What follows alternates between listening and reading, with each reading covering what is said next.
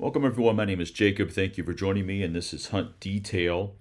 So, we're in the middle of deer season now. We're in the rut or the pre rut, depending on where you're at in the country. Maybe if you're down south, you have the rut coming forward.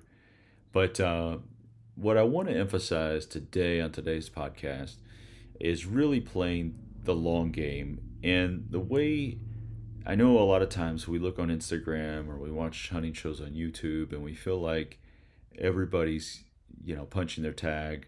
Everybody is having immediate success. Maybe you've never killed a buck or a deer, or maybe you have never killed a particular type of buck, a certain size of buck, and you're struggling.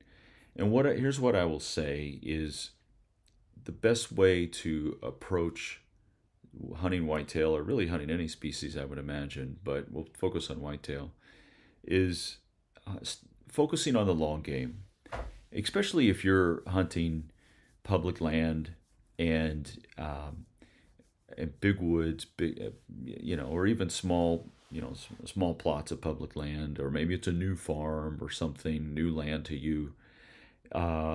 It's difficult to know what the deer movement is in those situations, and it's difficult to set up in a way, especially if you're bow hunting, where you're gonna get in close and get a shot on a nice buck, or maybe even a deer at all, depending on what part of the country you're in. And so, I'll share with you a story that's taken place over the past few years with me. Is in 2020, I was taking my daughter out on a youth hunt, and I went into a new area. This is different state, and a piece of public land that is, I knew there were good deer in there. I knew there was deer, but I didn't really know. And I had hunted this area in general, but not had a lot of success yet. And we were working up this logging road, and I noticed the way that this logging road went sort of straight up and was sort of carved a little bit into the side of this ridge, that I could see exactly where deer were crossing that particular road. And if you can imagine sort of an embankment on each side of this logging road, I could see where deer would sort of come down or go up, or vice versa. And then, in addition to that, there was of course, a small scrape, which really emphasized that there were deer, especially bucks, in the area. And I made a mental note of that. We hunted that area a bit, and we didn't have any luck.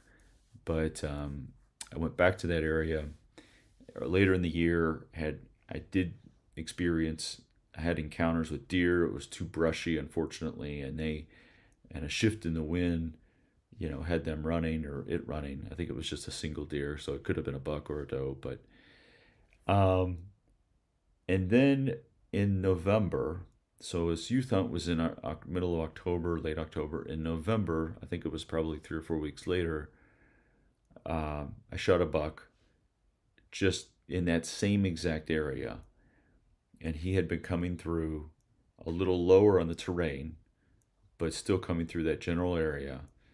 And I think 140 inch roughly, 9 pointer, and a really great buck. And it really all tied back to that time in the woods with my daughter and my commitment to that area. And I did in fact find some rubs in different areas, but I didn't quite understand that area. But I was fortunate enough to punch my tag. And so, fast forward to the next year, so I had all this intel and I was able to punch my tag, but I still wasn't done learning that area. And so, this was on one side of the ridge. Let's say this was sort of a south side of a ridge. And then as this ridge comes down, there's a series of creeks that sort of go through that basin, and then on the other side is another ridge, sort of creating a bowl, and that's sort of a north-facing side of a ridge. So imagine that bowl, and I'm on the opposite side of that ridge. It's north-facing, And now over time, I've come to learn that there's a couple doe families that live in that area. I'm on a point. I'm using the wind appropriately, and I shoot another nice buck. I think he was a 10-pointer. This was now 2022. And I continue to put trail cameras. I continue to read sign. I see rubs. I see scrapes. And trust me, there were unsuccessful hunts within that area. And I did not, it wasn't a function of me just punching my tag as soon as I stepped in the woods.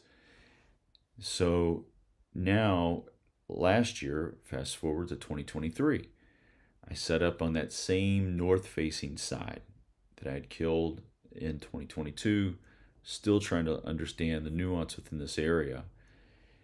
And I only had really a day to hunt it. And unfortunately, I had bucks pushing does and a buck that I believe was a shooter buck, but he was further down the ridge, this opposite ridge of me, or this particular ridge that I was on. He was further down than I was. I was up too high. And actually, I looked at my OnX mapping and saw that I was, in fact, in 2022, sitting lower down on the ridge. And it became very evidently clear, unfortunately, that I set up too high on the ridge, that the way the deer are using this, at least during the rut, is using it at a much lower level in terms of particular trails. And so now I have been hunting it this year in 2023, and I have set up on that lower level. I've found sort of the feed tree area with acorns, etc., an oak flat that has a tree that fell down. It actually has added some sunlight to that area, some nice new growth in that area. And so now I am continually micro-tuning my efforts in that area so that I can become an expert in that spot. But yesterday I went on a hunt, and I chose not to hunt there. I was sort of basing it on the wind and some other dynamics, and I threw a hunt at another spot that I had scouted back in March of this year.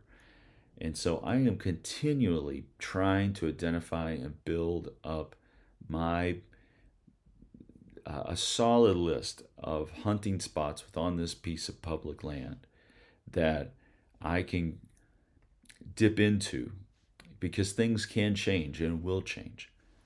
Somebody else will put pressure on a particular spot. A logging company will come in and cut down a bunch of areas and put pressure on a spot in that capacity. There's a million things that could happen.